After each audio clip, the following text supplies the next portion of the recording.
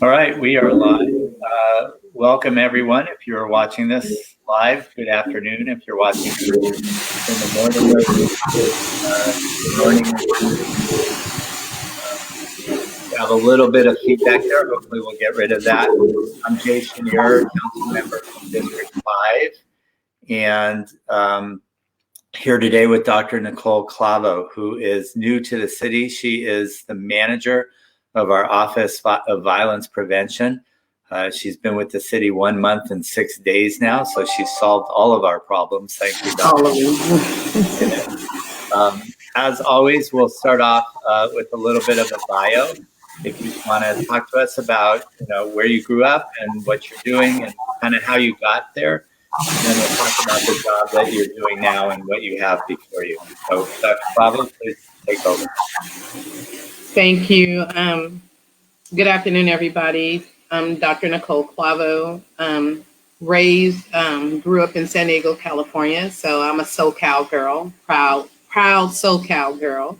San Diego is my home. Been in Sacramento now. This November will be 10 years. I relocated here actually by way of Fresno, California. I worked for CCPOA, which is California Correctional Peace Officers Association, for the past 15 years as a chief negotiator for the prison guards, correctional officers, correctional counselors, parole agents throughout California. In 2015, my son was killed, as some of you may know, here in Sacramento, in District 2, Del Paso Heights area, on his way to play in a CIF football game. And from that, I kind of was thrusted into community activism work, just trying to save our youth, trying to save our young men and our young women from gang violence, gun violence, any type of violence, and just being a support to families who were experiencing such a traumatic loss, such as myself. It wasn't work that was unfamiliar to me because in San Diego, I did similar work prior to changing careers. I am actually a Navy veteran, and so I served a few years in the military prior to going into public sector. I have a degree in psychology and organizational development, and I have an actual doctorate degree in that. The Navy helped me achieve all those goals, so I'm really proud of that. I have a master's in organizational development, and my bachelor's was in community psychology and organizational development. So it's kind of a theme of where I've been headed. So community psychology, organizational development, all encompasses pretty much everything I've been doing, especially when working with organizations and community and youth in that aspect. From working, once my son was murdered, and just being out in the communities and doing a lot of work, meeting a lot of people, working with different organizations, and this job becoming available, it kind of really felt as something I was already doing in the community. Just now I'm doing it for the city. So it was a great opportunity, I think, for me, being that I bring a different aspect, being that I am a mom.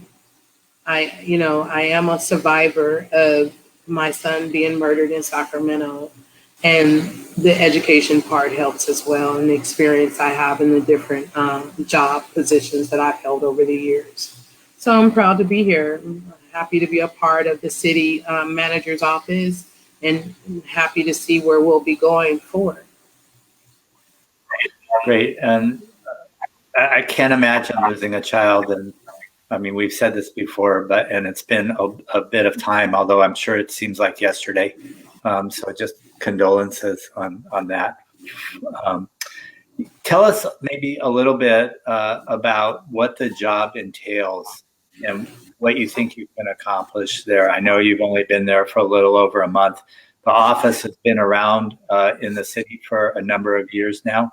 But what's the job duties here, and what's the scope of work that you'll be really trying to get after? Well, right now, coming in, so far, my month and 6 days, I've been meeting with a lot of the different organizations, meeting with the council members such as yourself, and just seeing where we've been in the last 4 years since the creation of the office to today. So the office came about around 2016. And so just looking at the different organizations that have played a role in the Office of Violence Prevention and the current organizations that are playing a role in the Office of Violence Prevention. So some of the long-term goals I would say that I have for the Office of Violence Prevention would be better interagency collaboration, breaking down the silos, better relationships with direct service providers and law enforcement.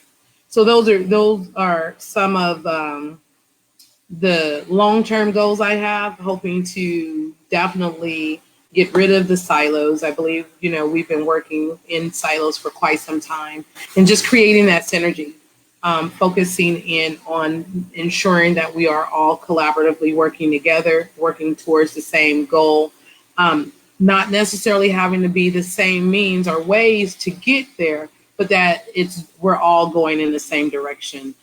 Increasing accountability and transparency for city-funded providers. That's of great importance to me as well, is that we have a grasp on how the funding is being spent, that is being spent correctly and going towards what the intended purposes are. I would probably... Go ahead. I'm sorry. And probably for a short-term plan, I'm working on a strategic plan and reconvening the gang prevention and intervention task force and sitting with them and seeing where they're at. Yeah, and that's something that Councilmember Jen's been very involved in this big one. Talk a little bit about the population that we're trying to serve through your office, what we need to do, because I know that for the most part, we've been really trying to increase services to young people over the years, but I don't know that we're always reaching the right populations or all of the populations of young people. So kind of what's your audience there, and what do you hope to accomplish? So our audience, probably different from before. I work with a group of young people, youth voices, and pretty much youth voices is centered around giving youth actually a voice, them being heard. And so they've just created a podcast, but bringing the youth to the table, being that they are the most impacted group that we're trying to deal with, and actually hearing what they have to say, what they have to suggest, allowing them to come to the table and be heard. And so part of youth voices, the things that we teach them, is that they pretty much control if we do podcasts, if we do Zoom calls, they do the PowerPoints, they're the moderators, and the adults in the room are normally people who have the ability to make decisions and to implement change.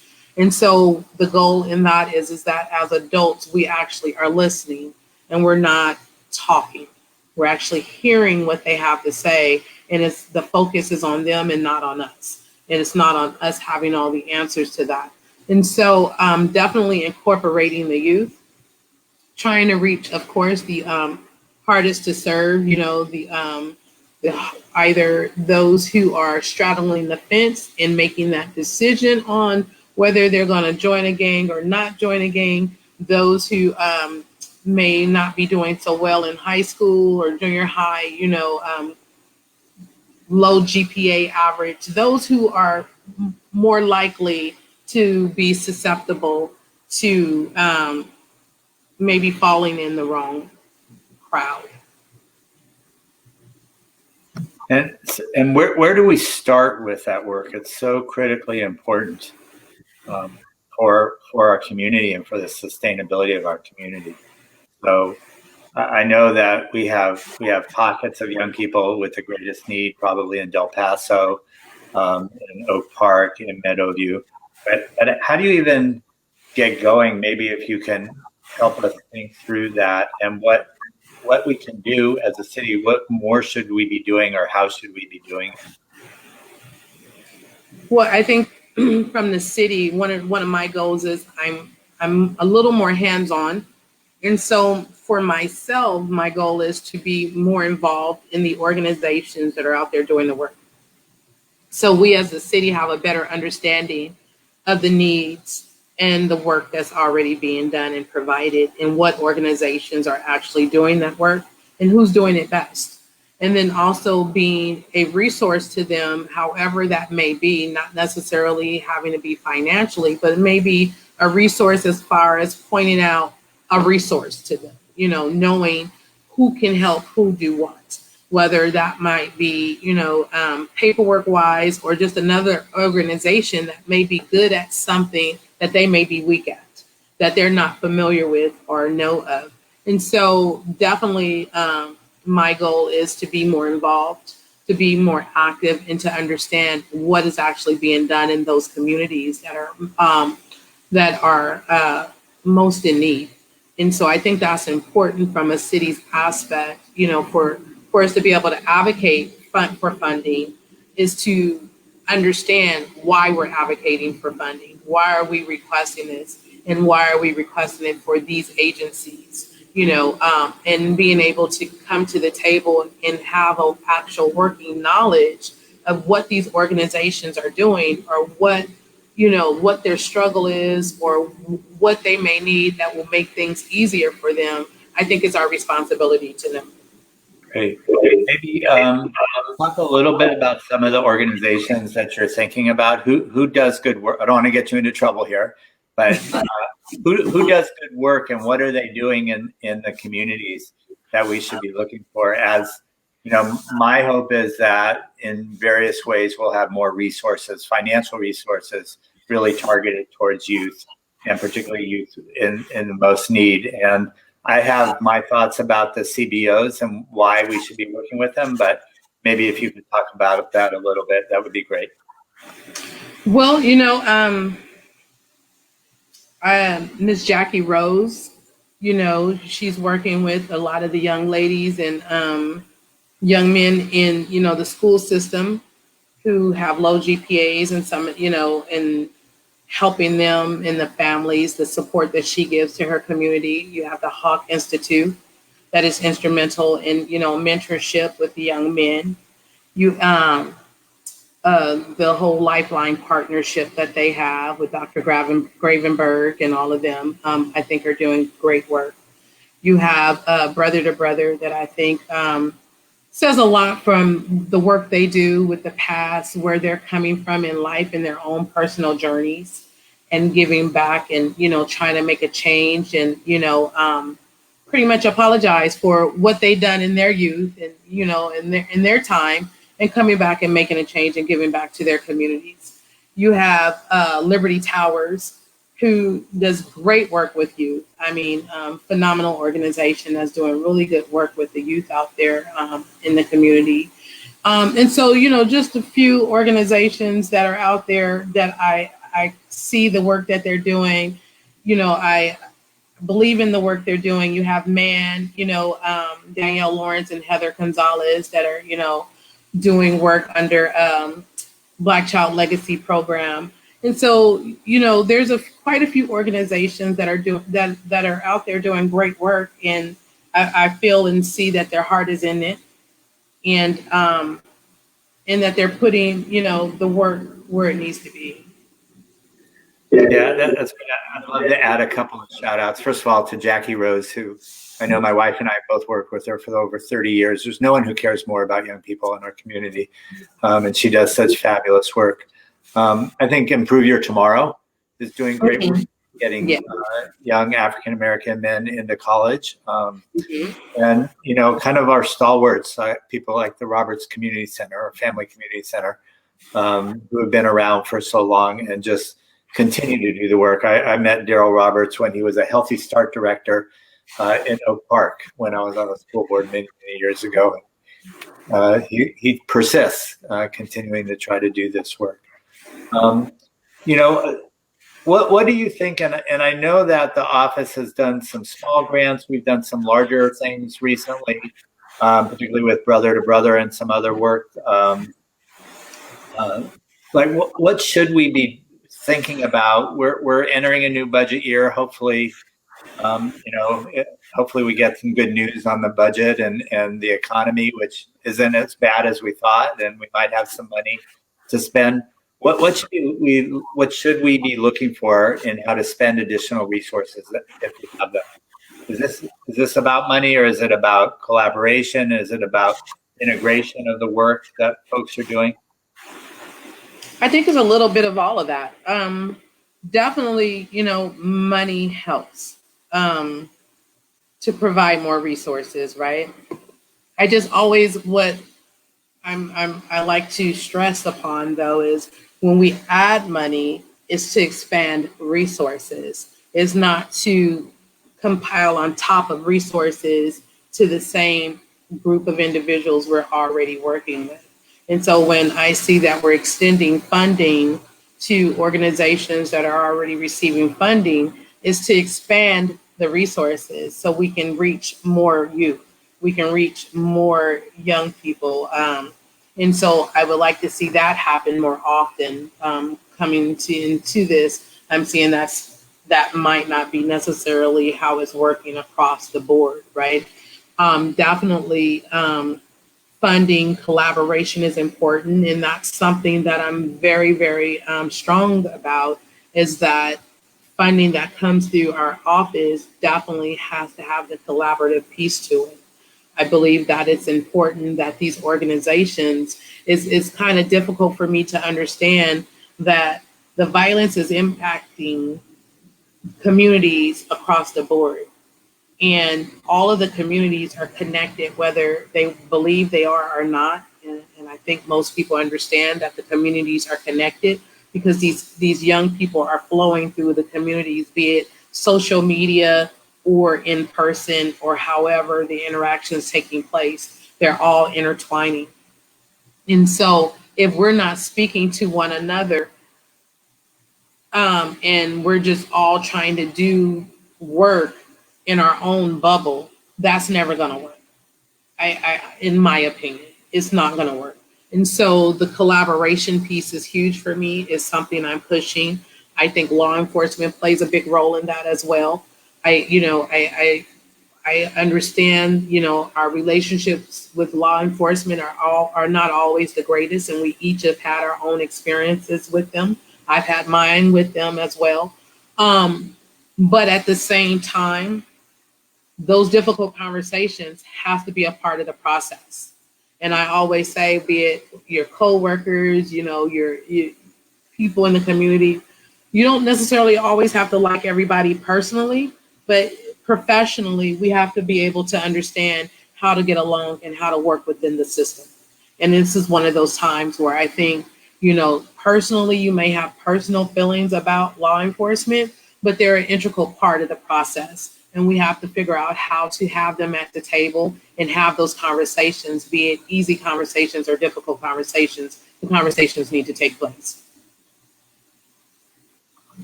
Could you maybe, and it's exactly where I was going next, is talk a little bit about the role that our police should play in Sacramento? I know that Chief Hahn is working very hard. He cares deeply about young people, and we've had many conversations about that. But what is it? What role should they be playing, or as we think about that? And after that, I want to talk a little bit about the new Department of Community Response, which I believe you are now part of. So, I am. Yeah. So maybe if we could talk about the chief and what he's trying to accomplish and how that integrates with your work. I support Chief's goals. I've been a part of his process. He works hands on. He's very, very involved with the youth. He is the chief influential listener of Youth Voices, which I am an influential listener with them as well. And so pretty much every time the kids come up with something, the youth come up with something, he tries his best to implement it. He was just a huge part of the process of getting them an office on 16th and I think it's 16th and Iyer is where they will be able to do their live podcast and things from. And so they now have a space to be able to go live and do their podcast where they're interviewing. You probably will be next, Jay. You'll probably be a part of that process where they're interviewing influential people in Sacramento, and they have real questions. These youth they're just not coming up with cookie cutter questions. They're coming up with questions that make you really think and challenge you to answer. And so I think his goals, I think he's on the right track with including the youth. We have to start with the youth. We as adults, I come from the generation with my parents where it was really be seen, not heard. And so I wasn't a part of adult conversations. I wasn't a part of the adult atmosphere. Kids had a place and it wasn't in a room when adults were talking. And so the youth today are not from that generation. They have opinions, they have responses, and they want to be heard. And when they're not heard, they feel disrespected and they feel dismissed. And so that's something that in my age group generation, that was never a question. So now creating that space for them and giving them that opportunity is empowering them. It's empowering them and it's giving them options and choices and letting them know that there's more out in the world than what you may have known that there was out there for you. The opportunities that are possible are unlimited. And so I think that's great. Pushing that agenda, I think is great. So I will tell you my metric for when we know we've been successful in working with young people. We have lots of venues where young people testify before the council or SACOG, other venues and work that I've done. And the adults are generally incredibly surprised and in awe of the young people, of how smart they are. When we're no longer surprised, because it's just a matter of course, we'll know yes. We've become successful. Because these kids are great. And if we would learn to listen a little bit better, as you're doing, I think we'd all be better off. They know how to solve their problems as well as we, if not better. So I agree. So your office is now part of our new Office of Community Response. We had Bridget Dean on this broadcast a couple of weeks ago. Got about 1,800 views, so set the bar pretty high there.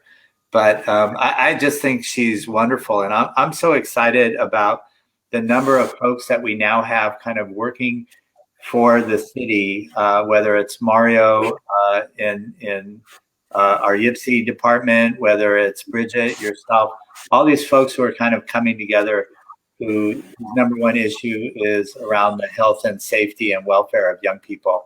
How will this department, and I know you've only been here, 36 days, 37 days, but how will this department change the way we're looking at the office that you're working in, and how that will relate to the rest of the city? Is that a premature question, or is that something you're thinking about? A little premature, but maybe I can, expound on it a little bit. First, it's hard to come behind Bridget Dean. I love her. And so we've had a working relationship the last few years. And so I'm very happy to be working for her, beside her, and along with her. So I think that's fabulous. Crisis response, being Office of Violence Prevention, the homeless, and I think it will empower us as a whole, because sometimes I think some of it crosses or over into. And so I think we will be able to build a strong foundation with all three being together under the leadership of Bridget. I think it's going to set us apart. I think it's going to allow us to be able to focus on some things with crisis response, taking some of the work off of the law enforcement as well. and freeing them up to do some things that they shouldn't have probably been doing in the first place. Totally stoked about it, really. So, we're getting together. Bridget is, still kind of coming over into the fold. And so I will be probably relocating into a new office soon within the next week or two. So to bring us all under one house. And so that's a little exciting time too. So we can really sit down and plan out get our strategic plan together on how each office will be actually working and then how we'll be working as a whole. I think that's great because I think your office previously was kind of siloed, as you were talking about, and bringing down silos. I mean, the folks that we work for, which are the residents of Sacramento, don't know what the silos should look like, and so we should be talking about them and what's important. So, Dr. Clavo, my last question, I get to ask this of everyone, and I gave you a little hint when we started, but if we were to change places and you were on the city council, people know it takes 5 votes to get something done on the city council. If you had 4 votes in your pocket, which you wouldn't have because of the Brown Act, but let's say you just would, and you being the 5th vote, what? So you could do one thing. What would it be in the city? Give the Office of Violence Prevention more money. Okay. All right. We will pass that on to the city manager and to the mayor as we look at the budget. I would certainly be supportive. And I know that, again, the costs of not doing something are so much greater than intervening now and really amping up the prevention work that we do. I will tell you, and for those who are watching, we will in October be coming forward to the city council with a resolution that has now passed law and ledge. It's been to the youth commission. It's been to the Measure U committee. It's going to the police commission next week. That really redefines public safety and takes prevention into account, and particularly prevention activities for young people to keep them, as you said before, from getting into a life that we don't want them to be in, but getting into a lifestyle and pathways that can bring them success in the long term. So we'll be bringing that soon. We'll send you a final draft and hopefully get your comments on it as well. So again, I just want to say thank you for your time. We wish you the best of luck, and I look forward to working with you and supporting you wherever I can. Your work is critical. So thank you so much. Appreciate you. Thank you for the invitation. All right. You take care. Stay safe. And thank you, everyone, for watching. We will see you next week. Same time, same channel. Take good care.